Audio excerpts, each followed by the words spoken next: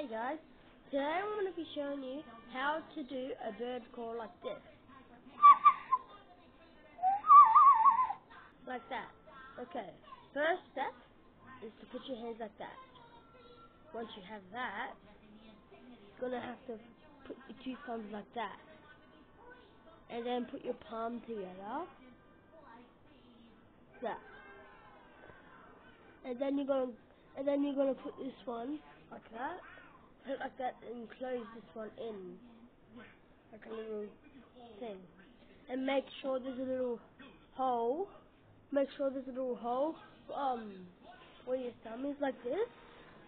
That's right there. And then don't blow straight like this. Otherwise you're just gonna make that sound.